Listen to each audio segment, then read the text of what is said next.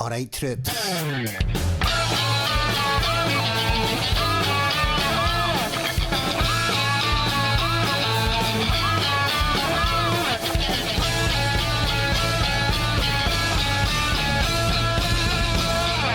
Hello and welcome to That Mental Ginger Show with your host, Andrew Durning, aka The Mental Ginger. Well, my three faithful followers, if you watched the first episode with Harmony, you'll probably be wondering, how could you possibly top that interview or even match it? Well, we have matched it. We may even surpass it with this legendary guest that we've got from the beloved NYC in America. He has so many stories he could tell. Well, he was very humble, but we're going to try and coax that out of him. It's the legend that is Jonva. Jonva, how are you, my friend? It's so great to see you. Doing all right, Andrew. Thank you, man. Thank you for reaching out. I'm so excited to be on here, and to all the fams out there in the UK, what's up? What's up? Yeah, what's up, indeed. If anybody is aware, I was on Jonva's brilliant podcast, Live Life, Be Happy 24/7, and I finally got the lighting right, so I don't look like I'm in witness protection anymore. I just seen it back, and it was so closed over. I just looked like I should have one of those voice changers, the ones asking where someone did something not so nice to me. It was quite funny, but. Well, thank you again for allowing me to be on your podcast, John. But it was a pleasure being on. And it's weird being on the other side of the fence, being interviewed rather than being the interviewer. Yeah, that's a first for me. It's been a while. Yeah. So I always like to start off the podcast with hearing about the guest's origin story. Everybody's got an origin story, where they came from, how they grew up. So, Jonva, tell our guests about your origin story. The journey has been a long one. They're actually quite interesting. It kind of began, I was introduced to music at a very, very young age. And what's interesting is, like, back in the days, my dad and his friends used to congregate at the house. And back then it was like, who had the coolest reel to reel? That's what it was. Yeah. And I used to be, which is funny, I used to be in my crib kind of watching all this going on, and they'd be playing all types of different music. And just to clarify, is it crib as in like an actual baby crib, or crib is just another word for the house? I'm just making sure. Yeah, like a baby crib, and we call it crib. Yeah, that's okay. And I was watching them, kind of observing, like, what are they doing? Oh, I just saw these things going round and round and round. And for some reason, I was just so fascinated by the machinery, and it just seemed to be like, I don't know, it just kind of had me in a state of awe. And that was actually my first exposure to, you can say, music and components. And I must have been a toddler back then. And, as I, grew up, I played an instrument. My first instrument was the saxophone, E flat alto. Very nice. Very nice. Yeah, E flat alto. And I didn't really like the whole band thing. I always wanted to do my own thing, which kind of explains why I'm a producer. I do my own thing. And I used to get in trouble because, while everybody's playing and, their thing, I just wanted to kind of do my thing. So eventually I left that, and what I would do every year around holiday time, Christmas, was just participate in the Christmas recital shows. And I'd go up there in front of 500 people and play Silent Lamb on my saxophone, or Frosty the Snowman. And I knew then, while I was playing, I could actually see the audience, and I wasn't fazed by it. I just knew I belonged there. People are like, well, that's kind of weird. 500 people in the audience, and you're just playing like it's no big deal. Yeah, I think it's something that only like other performers can really get from that. As we spoke about in your interview, I have no confidence at all. But the second I'm on stage or doing anything related to performing or this type of work, it feels like I belong. And a lot of people that aren't in the performing mindset don't really tend to understand that. So when you were in the band, what type of genre of music did you play? Was it blues, Motown, pop, rock? Well, as I kind of made my journey and went into college, I was more so, actually, I was studying popular jazz and music, and I was a performance player, but also a background in composition too as well. So I was studying your jazz and your classical simultaneously. But that's just I am. So one day it'll be Mozart, Chopin. The other day maybe Herbie Hancock or Giant Steps. That type of thing. I mean, I just love music, and I'm very thankful that I was exposed to that, because I never like to be labeled. I just want to do the music, and that's why you probably see, if you pull me up through social media, I'm on so many different genres of music, because that's my personality. I just like to morph it. So I don't have a favorite. I enjoy everything. It's always good to, especially as a producer, you've got to be very eclectic when it comes to like your musical tastes. So what college did you go to for the uninitiated who don't know the legend that is Jonva? Well, you know what? When I started out, I went to many schools. I went to a school down in Florida called Palm Beach State College, and we had some unbelievable professors down there who they were really great in their careers, but they kept everything silent. You really didn't know. I didn't find out about who they really were until my adult life. I started Googling them and finding out, oh wow, interesting. And from that point on, I did eventually make it over to Berklee, and that experience was amazing. Berklee was like a who's who, It's a who's who, and you get to form some really good relationships. I mean, some of my mentors has been Sean Slade, who produced Radiohead. Yeah. Prince, Charles Alexander, who worked with Biggie Smalls, Sting, Beyonce, just a lot of interesting folks. So wow. My mentors. So I'm really thankful for that. And it was like an amazing experience, to have them as your mentors. Yeah. That's brilliant. So who was in your class at Berklee that maybe some of our audience may know of? I was, like I said, doing my own thing, so I really don't pay up to other people. So just like, okay, oh, you went there, all right, cool, whatever. But I never pay attention to that, because it's always been about, for me, just being focused on having tunnel vision on what I'm doing. So and it's not like I shun people out. I just don't do that. I'm just so intense and focused on what I'm doing that there's no room for anything else, and I think that's what kind of helped me along the way, just having that tunnel vision and being able to achieve, certain goals, certain feats. So after you left the illustrious Berklee, what was next for Jonva? Well, it was like really to get out there and just mix it up and learn. Well, I mean, learn music. Learning music in academia is one thing, but learning music in the real world, it's like you're starting all over again. And you say it's the same analogy as if, like, when you pass your driving test, the test gets you so far, but it's when you're on the road that's when you really start learning. Exactly. So you got to put all this theory into place, and it is a learning process. And I would say you have to humble yourself to be able to make the moves. So for me, it was always humbling myself and getting in situations where I could learn. And when the time was right, then I would get my opportunity to be able to show what I could do. And it was just been amazing. I mean, I've had folks who needed like music, they don't write the music, or they need somebody, a go-to person, a producer.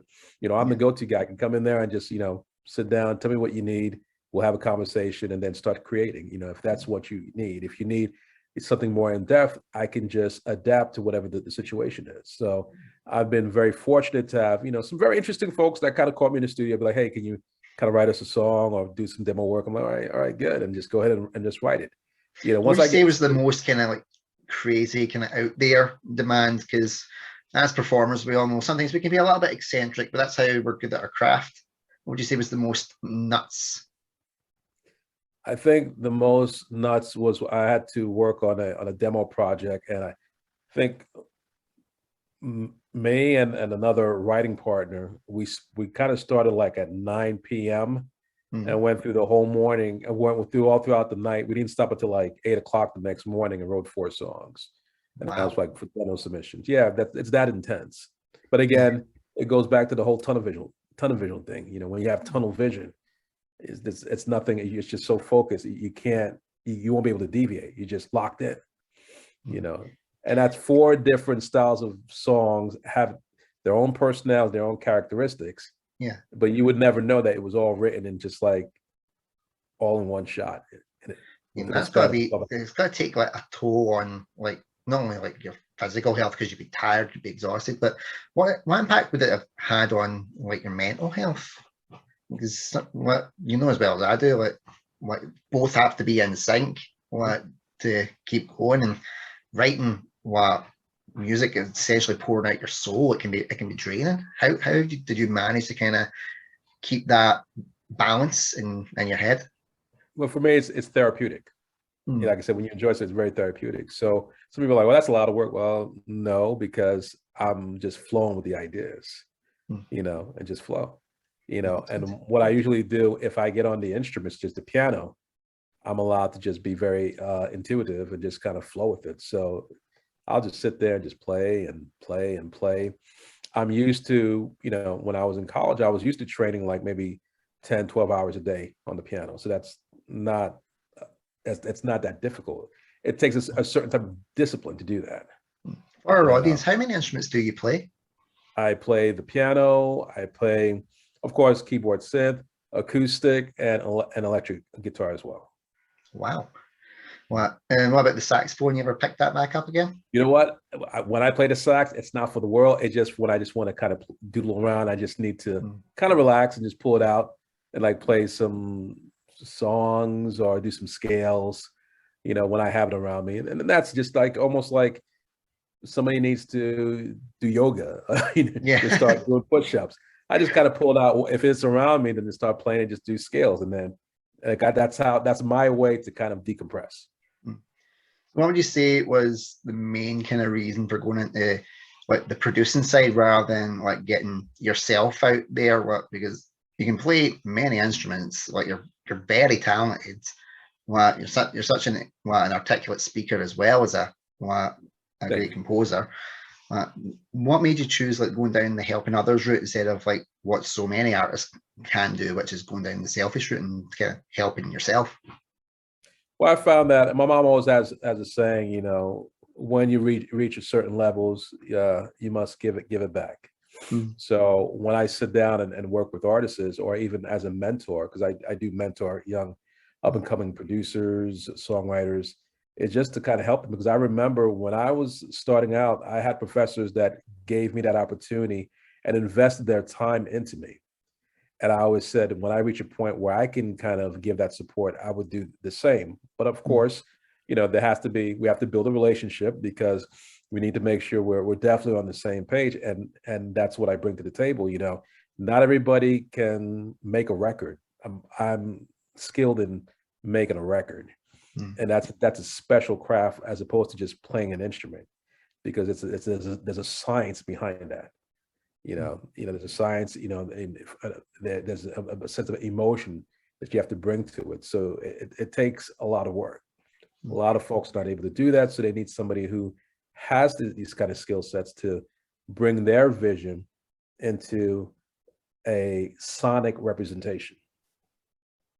And then you as the audience, you hear the end result or that package product, which is the sonic representation. So where's your like career taking you? Well, obviously, like you're based in New York. What would you say is the furthest traveled that you've ever been? In a musical standpoint? Musical standpoint, furthest has been like LA, Beverly Hills area. That was kind of interesting. I had a chance, it was many years ago, I was going to do some demo work out of a studio there where Quincy Jones had worked. Wow. We were considering working out of there. At the time, it was the Back on the Block album. I was like, younger than there. And it was amazing. I was like, this is cool. But these days I like to work remotely, and I was working remotely way before the pandemic, because I started to do that. So when the pandemic just kind of came upon our doorstep, just like, okay, I've been doing remotely, so it's not a big issue. If you're in Shanghai, I had the same kind of thing with just going out. Everybody wasn't like going out anymore, and I was like, well, I'm a bit of a hermit. This plays into my wheelhouse. I'm okay with that. Yeah. How did you find like going to LA? How old were you when you went to LA? I'm a New Yorker. I love New York. It's different. It's just different mindset. You know, I'm total New York all the way. So like I said, I'm Mm. East Coast. Yeah. It's different,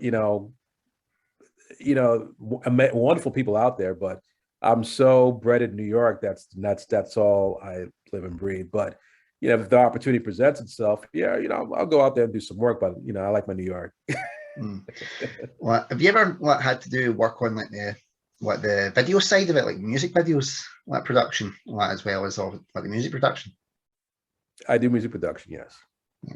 Well, and never been on like a music video set, like to try and like guide the artist and how to put on a show. Oh, say it again. Well, have you ever been on like a music video set? Oh, you know what? That was when I was younger. I was a child. I used to like dancing. Interestingly, had I not pursued music, I would have been a dancer. What was your That's favorite style of dance, would you say? Well, a lot of people don't know, but I used to be a break dancer. I Wow. like, so the break dance, and then I learned modern dance along the way, Mm. and I had this vision that I wanted to be a choreographer. So that's what it was. And I did have somebody a ballerina from France who, I don't know how they got me into it, but she worked with me and I was able to be in one of her performances as her partner. So I learned a little ballet. So that's just another story I have to tell you. But it was interesting. I'm one like, I'll try, I'll experiment, I'll try it. Yeah. Once it's safe, we're good. Mm. Ever dabbled in acting? Yes, I did. When I was in college, I was very fascinated by Shakespeare. So we did a play called, I believe it was Lysistrata, and I was Ah, Citizens of Thebes. yeah. And I didn't know how I was going to do it, but some friends of mine, we had a little bet, and they Mm. were like, "Well, let's see how long you last." Well, my character was Citizen of Thebes, Mm. and I had speaking parts, and it was all amazing. I was also in Antigone as a what was it, a Spartan soldier as well, but that was a non-speaking line. So yes, I could dabble. Yeah. Mm. So what boards have you tread? Have you been on any of the major stages? When things were back, normal, way before that, we had an opportunity to, and I like to also give back. We did a telethon for children with, I believe it was muscular dystrophy. This was somewhere in the upstate New York area, and we were on TV, myself and my co-partner, and we did that. It was really nice to do some kind of thing that raises awareness, and that was great. But I don't like to be on stage like that. I always like to be behind the scenes. Mm. But for that one situation, because it was really a good cause, I Yeah, said, well, yeah. why not? Let's just kind of help out and raise some money for a good cause. So I'm always about doing things that will help make the world better and inspire. Mm. Now you have your podcast, your Live Life, Be Happy 24/7. How did the podcast come about? How did it percolate in your subconscious, so to speak? Well, what happened was pandemic kicked in, and there was a lot of uncertainty in the air. Mm. And I said to myself, I was sitting down, I just thought one day, I'm like, we need to come up with a platform where people could connect with each other and just talk about any type of topic, you know, with respect to each other Mm. that folks will want to listen to. And I just started one day, and I did a college student. You'll hear about his experience, Mm. having to deal with, the new situation. And when they heard that, people were like really taken back, because to hear it from a young person's perspective, a Gen Z, Mm. you get a bird's eye view of what he's actually saying, you Yeah. know. And then it went from that. Then I would bring on other people who have their point of view, professionals, educators, and just to talk about, because I feel as though if I can get the information out there, there's somebody around the globe that will want to connect with it. It's not for everybody, because everybody has their own taste of what they want to, but for the most part, it did very well, and we landed in like 9 countries. Wow. 9 countries. Amazing. But for me, it was never about money. It was just about Mm. getting the word out there so people can connect. Yeah, definitely. what would you say was probably your biggest lesson going into the podcasting game? My biggest lesson is don't chase anybody. You know, have your image, have your concept, and it's fine to be yourself. Don't. And I was like, I didn't want to mirror anybody because there were so many people doing podcasts. But if you heard my podcast, my podcast is me. You know. Yeah. No, definitely is. Yeah. I don't try to emulate anybody. Yeah, you do really well with making people feel as I was a guest on your show, you feel very comfortable around you, and that takes a real skill in itself. It just shows the kind of person that you are, like a people person, so to speak. Yeah. Well, you were amazing, man. You came off really well, Bill. It was like great, and I was just like, you know, the goal was to make sure that my guest, who's a friend, we're having a friendly conversation, and you're making. I'm gonna make you feel like you're at my house. That's how it is. It's one of the good things about technology. Like you could be half a world away, yet you can still feel like you're just. In my case, you're just chilling out in my kitchen. Mm-hmm. Yeah. Just ignore if the wife comes in. Yeah. I'm like, and she's through watching her TV, so that's okay. All right. So when the pandemic did kind of get a bit deeper, obviously started taking a lot of toll on people's mental well-being as well as their physical well-being. How did you combat any of those type of dark thoughts that could have entered your head during that time? Did you just throw yourself into your music? Was it mainly the tunnel vision on the podcast? Yes, you hit it right on the money. I just submerge myself into the creative mode, which is the music. Some days, I just be on the piano, just writing. I wrote a lot of music.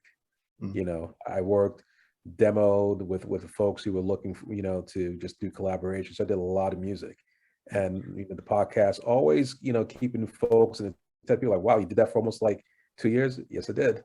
Like I said, write every day. Yeah. And honestly, we both met through Mark and Kirsty from Top Talent Promotions. How did you come across Mark and Kirsty, or did they come across you? What was the process of your kind of link up with them? Yeah, they came across me on social media, Instagram, and then we made the introductions. Then from that point on, I was just all right. Let's just jump on Zoom, and right from the start, we hit it off very well. And then from that point on, we were just building rapport. I always believe in building a rapport, and it just kind of just happened organically. Yeah, it seems to be that way. Like Mark and Kirsty are very laid back when it comes to getting artists involved in their projects, or trying to make you the same deal, making you feel at ease and feeling comfortable. Who would you say maybe out of the Top Talent Promotions family that you've not had on your podcast or collaborated with yet that you would really like to collaborate with? Well, I would say I would like to maybe collaborate with Dr. Funk, and we're going to be doing an interview real soon. So we'd like to collaborate with Dr. Funk. Dominic of Harmony Productions, I'd like to work with him as well. There's a couple of vocalists, I like to see, what we can come up with in terms of some materials. Memento, I checked out their stuff. I'm sure I'm here digging their stuff too. There's a couple things. So there's a lot of stuff, but those are the folks that kind of came on the grid. And also Talia, who I interviewed today, and I had opportunity to see her show. Like I said, I'd like to kind of, let's see what we can come up with as well. So there's a lot of things, the universe that we can kind of, put together. Yeah. So what's the future hold for Jonva? Where do you see things ending up? That's interesting. I never looked that far, and I want to tell you why. I'm very present in what I do. You're like, well, you don't look that far. No, because for me, time doesn't exist really. And I'm going to say that, it's what you make of it, So I have a project probably coming out very soon, which is a 4-song EP, a transatlantic project with artists from different parts of the world. Wow. We've already we're in the mixing phase right now. Then we have to master it.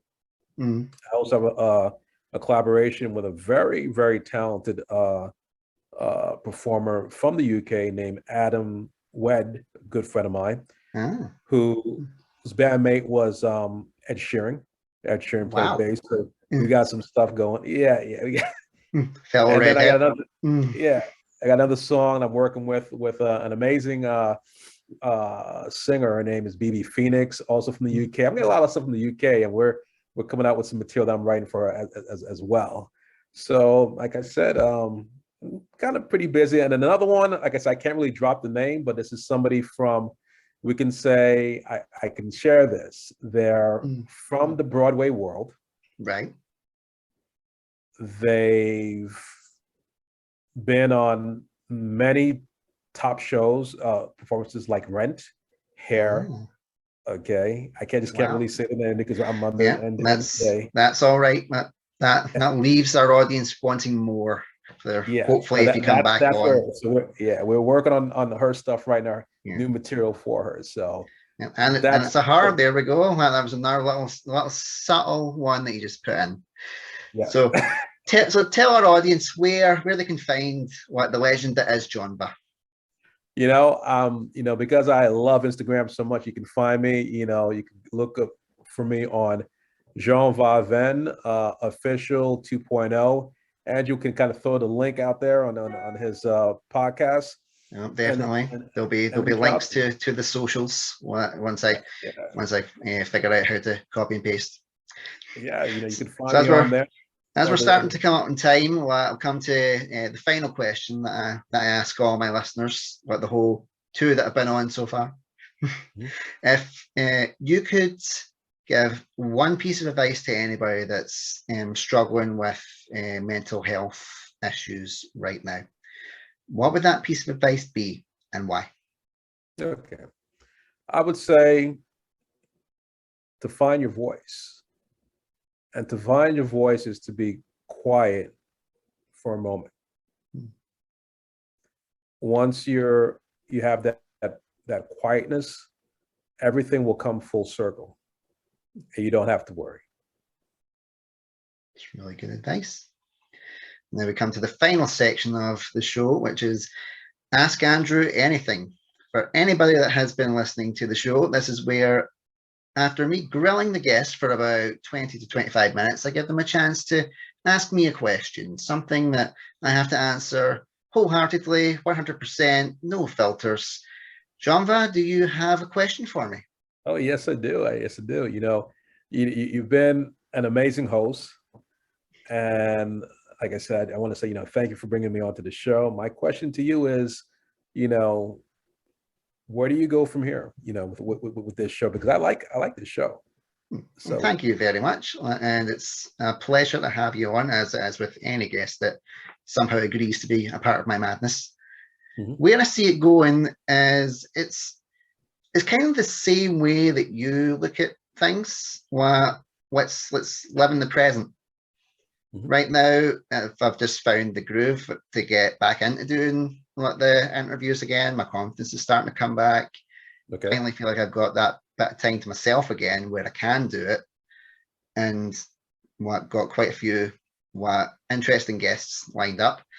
And I'm just going to take it from there and see what happens. I spent too long trying to think about what was going to come in the future, or what could happen, or what should happen. If this doesn't happen, why won't that happen?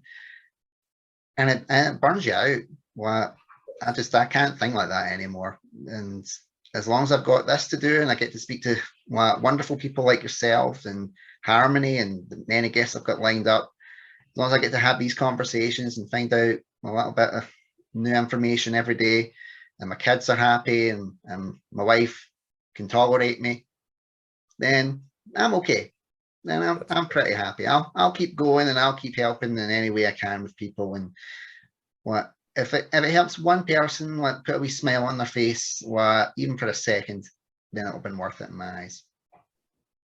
That's great, Andrew, and continue doing what you're doing, because many people out here who needs to hear the message, hear your voice, just kind of connect. So don't ever stop. And I always say, don't pay attention to distractions. You're definitely on track. Remember that. That's great. Well, Jonva, thank you so much for coming on. For all the listeners, check out his podcast, Live Life, Be Happy 24/7. I believe that is the third plug I've gave it. So that shows you how good it is. Some amazing guests on it, and me. Got it. And definitely check him out on Instagram. Look up anything that he's collaborated with music wise, because trust me, it's absolutely fantastic. Jonva, you're an absolute legend and such a gentleman. It's very rare that we see them anymore. I always say chivalry is not dead, it's just in a coma, and you're helping bring it back to life. Thank you so much for coming on. Thank you. All right. So until next time, everybody, I've been Andrew Durning. This has been Jonva Ven. And until next time, take care. All right. Stay safe. All right then. Later. Bye-bye.